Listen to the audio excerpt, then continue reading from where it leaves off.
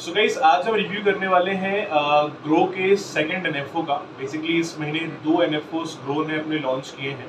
जो first NFO आया था वो था grow Nifty EV and new age automotive ETF. Second अभी जो एनएफओ आया है वो है grow Nifty EV and new age automotive ETF FOF. Multiple लोगों ने क्वेश्चंस रेज किए हैं कि आदित्य जो दोनों फंड्स हैं क्या दोनों सेम है, ये कोई डिफरेंस है दोनों के अंदर, और डिफरेंस अगर है तो क्या डिफरेंसेस है। So please let me know ताकि हम अपने डिसीजन प्रॉपर तरीके से इन्वेस्टमेंट्स के अंदर ले सकें। तो आज हम रिव्यू करने वाले हैं सिर्फ और सिर्फ एफओएफ वाले एनएफओ के ऊपर कि एक्चुअली में क्या फंड है, किस टाइप से काम कर रहा है, क्या ये सेम है पहले वाले के मुकाबले या नहीं। Will discuss everything in the same videos बने रहिए स्टार्टिंग से लेकर एंड तक, ताकि इसका इन्फॉर्मेशन प्रॉपर तरीके से आप लोगों को मिल सके। एंड अगर आप इस फंड के बारे में जानने में अगर एक्साइटेड हैं तो मेरा रिक्वेस्ट आपसे है कि आप प्रीवियस वाला जो फंड हमने रिव्यू किया था, इसके पहले वाले फंड का, एक बार आप उसको भी प्रॉपर तरीके से आप देखिए, क्योंकि जो हम एफओएफ की बात कर रहे हैं इसका संबंध उस फंड से काफ़ी हद तक है। तो आपको उस फंड को देखना बहुत ज़रूरी है, क्योंकि उसका इन्फॉर्मेशन अगर आप लोगे तो you will get to know कि फंड किस टाइप का ईटीएफ है वो, और कहाँ कहाँ पैसा आज के डेट में लगाया जा रहा है। सबसे पहले अगर हम बात करें इस एफओएफ की, तो इसका नाम है सेम उसी की जैसे इसका नाम है लगभग, that is grow Nifty EV and new age automotive ETF FOF. मतलब ये कि जो पैसे आप यहाँ पे लगाने जा रहे हैं ये आपका एफओएफ फंड है, that means fund of fund. Fund of fund का मतलब ये होता है कि जो पैसा आप इस फंड में इन्वेस्टमेंट करेंगे, company is investing your money in the another fund. For an example, अगर हमने एफओएफ वाला अगर फंड परचेज किया तो हमने लिया एक फंड एफओएफ वाला, अब उसके अंदर जो पैसा आप इन्वेस्ट कर रहे हैं वो पैसा आपका ईटीएफ वाले फंड में इन्वेस्ट हो रहा है, जो अभी कुछ टाइम के लिए ग्रो ने अभी अपना इसके पहले एक एनएफओ लॉन्च किया था, जो फिलहाल अभी लाइव एज अ एनएफओ चल ही रहा है मार्केट के अंदर। तो जो पैसा आप एफओएफ के अंदर लगाएंगे आपका वही पैसा उस वाले फंड के अंदर ही इन्वेस्टमेंट किया जा रहा है। ठीक है, अब कितना इसमें लॉजिक है वो हम आगे डिस्कस करेंगे, और किनको इन्वेस्टमेंट अभी करना चाहिए इसमें वो भी हम डिस्कस करेंगे in the after 3 or 4 minute something. ठीक है, तो ये इसका तरीका है जिस तरीके से पैसों को मैनेज कर रहा है, this is called FOF, that means fund of fund option. ठीक है, अगर हम यहाँ पे एनएफओ के स्टार्टिंग डेट की बात करें, इसका स्टार्टिंग डेट है 24 जुलाई का, एंड इसका एंड डेट होने वाला है दैट इज 7 अगस्त का। अगर आप इस फंड को एज अ एनएफओ अप्लाई करते हैं तो 24 जुलाई से लेकर के आप इसको 7 अगस्त तक एज अ एनएफओ अप्लाई कर सकते हैं। अगर आप इसको एज अ एनएफओ अप्लाई करते हैं तो ऑब्वियसली एनईवी का जो प्राइस है वो 10 रुपीज़ के हिसाब से देखने को मिलेगा, और अलॉटमेंट आपको 10 रुपये के हिसाब से यहाँ पर दी जाएगी। अलॉटमेंट डेट रहेगा यहाँ पर आपका 14 अगस्त का। आपने अगर अप्लाई किया है 24 से लेकर अगर 7 तक, तो अलॉटमेंट आपको इमीडिएटली नहीं मिलेगा, you will get the confirmation of allotment on 14 August. Clear है भाई? अब आगे अगर बढ़ते हैं एक्सपेंस रेशियो की तरफ। एक्सपेंस रेशियो का फिलहाल यहाँ पर जिक्र भी नहीं किया गया गाइस, मतलब जो पैसा आप यहाँ पे इन्वेस्टमेंट करने वाले हैं कितना एक्सपेंस रेशियो रहेगा, कंपनी ने कोई भी डिक्लेरेशन अभी दिया नहीं है। लेकिन एफओएफ फंड का जो मैंने पास रिकॉर्ड्स चेक किया है तो एफओएफ के अंदर थोड़े चार्जेस एक्सपेंस रेशियो ज़्यादा होते हैं।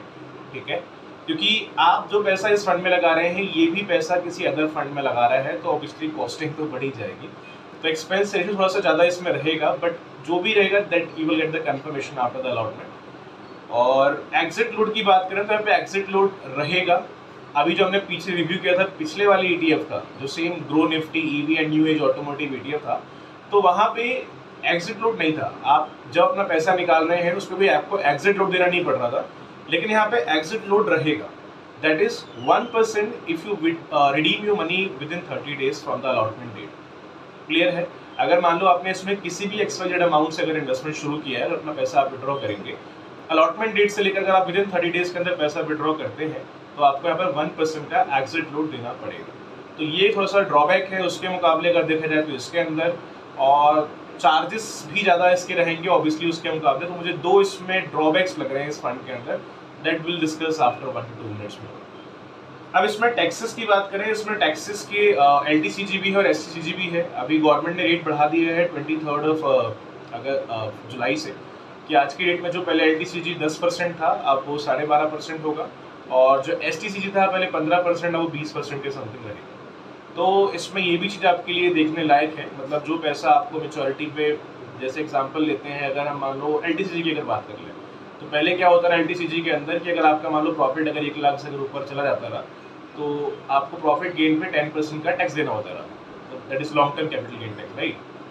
यहाँ पर उन्होंने ये किया है कि अगर आपका प्रॉफिट अगर 1,25,000 से ज़्यादा होता है एक फाइनेंशियल ईयर में, वो भी फाइनेंशियल ईयर का ही था, मतलब मैं 1 लाख की बात कर रहा था अभी, ठीक है, और अगर इसकी बात करें अभी नए रूल के हिसाब से, अगर आपका प्रॉफिट अगर एक फाइनेंशियल ईयर में अगर 1,25,000 से ज़्यादा चला गया है तो आपको 10% का LTCG पे करना पड़ेगा, ठीक है।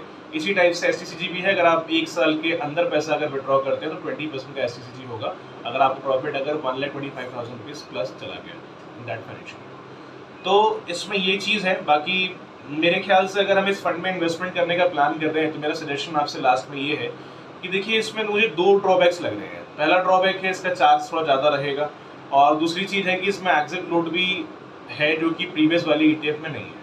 एंड ऑब्वियसली काफ़ी लोग सवाल करेंगे कि आदित्य एक चीज़ बताओ, हम डायरेक्टली क्यों ना उस फंड में इन्वेस्टमेंट करें, why we should invest money in this FOF और ये FOF से पैसा हमारा उस फंड में लगाया जा रहा है। इट्स बेटर ना कि हम डायरेक्टली इस फंड में इन्वेस्टमेंट करें, वहाँ पे एग्जिट लोड भी नहीं है, हमारी मर्जी, हम जब चाहे तब निकाल सकते हैं पैसा अपने से, कोई बाउंडेशन वहाँ पे नहीं है। अपार्ट फ्रॉम दिस हमारे पास में चार्जेस वहाँ पे हमें कम लग रहे हैं इसके मुकाबले, तो why we will choose this option, क्योंकि पैसा अगर हम इस फंड में इन्वेस्ट कर रहे हैं तो वही पैसा हमारा उसी ETF के अंदर लगाया जा रहा है। मतलब एक टाइप से ये एक SIP टाइप स्कीम थोड़ी ठीक है। अगर मान लो कोई बंदा है जिसको SIP के फॉर्म में अगर कुछ इन्वेस्टमेंट शुरू करना है, जैसे अगर हम यहाँ पे SIP की बात करें तो SIP का यहाँ पे मिनिमम जो इन्वेस्टमेंट है दैट इज 100 रुपीज़, और वन टाइम का इन्वेस्टमेंट है कम से कम 500 रुपये समथिंग है। मतलब अगर आपको वन टाइम फॉर्मेट में अगर शुरू करना है तो 500 रुपये देकर इसको आप शुरू कर सकते हैं, और SIP के फॉर्म में शुरू करना है तो 100 रुपीज़ दे करके आप इस फंड को शुरू कर सकते हैं, ठीक है। बट मेरा रिकमेंडेशन आपसे लास्ट में ये है कि अगर देखो आप एक एक्सचेंज ट्रेडेड फंड में अगर इन्वेस्टमेंट कर सकते हैं तो आई सजेस्ट कि जो पहले वाला NFO है वो भी ठीक है, अगर आप उसमें भी अगर इन्वेस्टमेंट करना चाहें तो वो भी आपके लिए काफ़ी बेनिफिशियल रह सकता है। इसमें अगर इन्वेस्टमेंट करते हैं तो थोड़ा सा कॉस्टिंग बल्कि ज़्यादा जा रहा है, जहाँ तक मुझे लगता है यहाँ पे थोड़ा एक्सपेंस थोड़ा सा एक्स्ट्रा हो सकता है, और एग्जिट लोड भी यहाँ पर है। तो मुझे 2 इसमें ड्रॉबैक्स लग रहे हैं। बाकी जो भी है एक बार अपने एंड से आप देख लीजिए कि आपका जो प्रोफाइल है, आपका जो गोल है इन्वेस्टमेंट को लेकर किस टाइप का है, आपको SIP टाइप इन्वेस्टमेंट करना है कि कुछ आपको ट्रेडेड टाइप फंड इन्वेस्टमेंट ही करना है, तो वो डिसीजन आपका है, क्योंकि you are investing your money, आपका गोल थोड़ा सा डिफरेंट है, आपकी कोई थिंकिंग हो सकता है थोड़ी डिफरेंट होगी अपने गोल को लेकर के। तो एक बार आप चीज़ों को देख लो 10-15 मिनट 20 मिनट निकाल करके कि मुझे कितना अमाउंट इन्वेस्ट करना चाहिए और मुझे किस में FOF में जाना है या प्रीवियस वाले में जाना है। एक बार आप चेक कर लो। कुछ अगर डाउट्स अगर आपके माइंड में आता है रिगार्डिंग दिस, अपना क्वेश्चन आप रेज कर सकते हैं कमेंट के अंदर। I try to give the answer as soon as possible guys. जो भी कंडीशन है गाइस, देखिए अपने एक हार्ड एंड मनी आप इन्वेस्ट कर रहे हैं तो ज़्यादा नहीं 15-20 मिनट टाइम निकाल करके जो ब्रोशर्स हैं इनके टैक्स वाला जो ऑप्शन जो मैंने बताया, एक बार आप इन चीज़ों को दोबारा से गो थ्रू कर लीजिए, थोड़ा सा आपके माइंड में रिफ्रेशमेंट आ जाएगा इसको लेकर के, ताकि आप जब इन्वेस्टमेंट करने जाएं तो आपको इसका सारा इन्फॉर्मेशन प्रॉपर तरीके से हो। कुछ अगर क्वेश्चन होता है तो I am here, you can raise your question any time, I definitely try to give the answer as soon as possible. तो आई होप ये वीडियो आपके काफ़ी हेल्पफुल रहा होगा। मिलते हैं नेक्स्ट वीडियो के अंदर, तब तक के लिए हैव अ नाइस डे।